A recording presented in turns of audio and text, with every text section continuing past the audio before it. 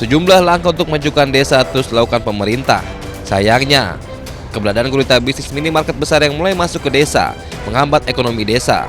Menko Pemberdayaan Manusia Muhaimin Iskandar menyebut, gurita minimarket besar membunuh UMKM. Muhaimin juga apresiasi para bupati yang membuat perda guna atasi gurita bisnis minimarket. Keberadaan minimarket ini dinilai tak libatkan produk-produk UMKM yang ada di daerah. Kita mengerti betul retail-retail raksasa yang masuk ke kampung-kampung kita, bahkan membunuh ekonomi rakyat, termasuk membunuh para pelaku UMKM. Terus terang, raksasa gurita itu bernama Indomaret dan Alfamart yang betul-betul membawa ancaman dan bahaya bagi tumbuhnya usaha kecil dan menengah kita. Sementara itu, keberadaan Kopdes Merah Putih dinilai Caimin mampu membangkitkan ekonomi desa.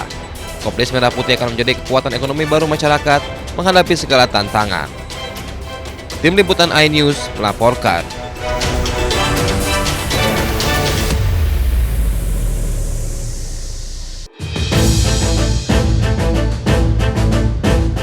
Pemerintah menarget 82,9 juta penerima program makan bergizi gratis harus tercapai pada Maret 2026. Optimistis target tersebut dapat tercapai karena pelaksanaan program MBG dinilai mulai terlihat sempurna. Menurut Menko Bidang Pangan Zulkifli Hasan, program makan bergizi gratis tidak hanya memberikan dampak yang sangat besar kepada anak-anak, namun juga mendorong kemandirian rakyat melalui kemandirian pangan. Tidak mudah ya, memberi makan 82,9 juta orang. Tapi kalau ini berjalan dengan baik, bayangkan 82,9 juta orang, kalau kita perlu telur satu orang, kita perlu 82,9 juta butir telur satu hari. Kita perlu 82,9 juta buah. Kita perlu 82,9 juta sayur, ikan, ayam, nasi. Itu sesuatu yang luar biasa. Oleh karena itu berikutnya tidak boleh ditawar-tawar, artinya kita harus swasembada. Untuk mencapai target tersebut, pemerintah akan membentuk tim pelaksanaan harian. Tim tersebut akan memonitor pelaksanaan MBG setiap harinya untuk terus melakukan evaluasi secara menyeluruh. Dari Jakarta, Tim Liputan iNews melaporkan.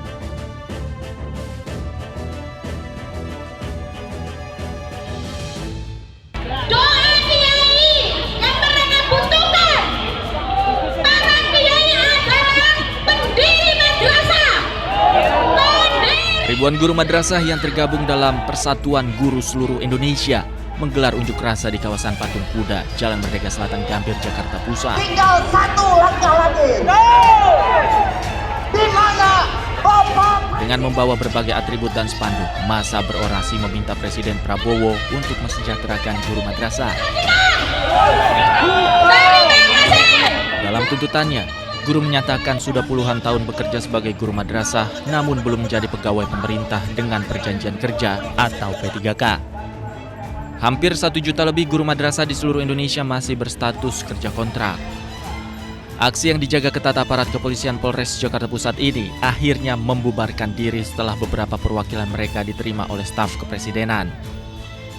Dan satu tuntutan utama hari ini ingin ketemu dengan Pak Presiden, tetapi beliau tidak hadir. Tuntutannya cuma satu, kita ingin guru-guru madrasah swasta yang sudah mengabdi puluhan tahun di negeri ini itu bisa diangkat di P3K-kan. Jadi ketika sekolah-sekolah swasta di Indonesia, negeri di P3K-kan yang honorer, maka guru madrasah swasta mestinya juga punya hak yang sama dan bisa diangkat melalui afirmasi P3K. Aksi ribuan guru ini membuat jalan Medan Merdeka Selatan, baik dari arah stasiun Gambir menuju jalan MH Tamrin maupun sebaliknya, mengalami kemacetan. Dari Jakarta, Muhammad Revi Sandi, iNews melaporkan. Komitmen Pak Presiden tentang pendidikan itu sudah nyata dan jelas, bahwa tidak boleh ada anak Indonesia yang tidak sekolah, baik sekolah umum maupun sekolah madrasah, sekolah agama. Kemudian yang kedua, tidak boleh ada fasilitas atau pelayanan pendidikan yang tidak maksimal. Oleh karena itu, selama menjadi Pak Presiden, Pak Prabowo punya komitmen untuk memperbaiki seluruh fasilitas pendidikan kemudian juga pelayanan pendidikan supaya pendidikan Indonesia semakin bermutu, semakin berkualitas. Kemudian yang ketiga, Pak Presiden juga banyak sekali kan menginisiasi berbagai program penting dalam bidang pendidikan. Ada sekolah rakyat, sekolah Garuda, renovasi sekolah, dan yang lain-lain. Nah, satu hal ini tadi disampaikan oleh para guru madrasah, bagaimana nasib guru madrasah ini yang mereka merasa ada perlakuan yang belum diterima secara baik dibandingkan guru-guru sekolah umum. Ya. Yang pada intinya adalah satu, kami akan segera menyampaikan aspirasi ini kepada Pak Presiden. Nanti kita tunggu bagaimana proses ini berjalan dan respon Bapak Presiden.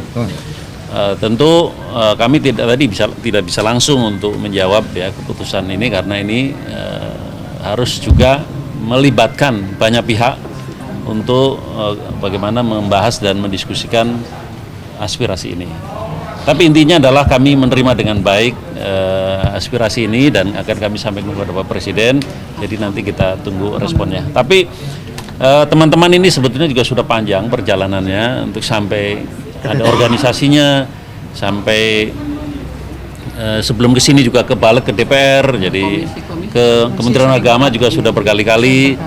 Jadi ya mereka sudah bekerja berjuang untuk memperjuangkan ini, tapi tentu sebagai pemerintah kita akan melihat bagaimana kebijakan ini harus dibuat.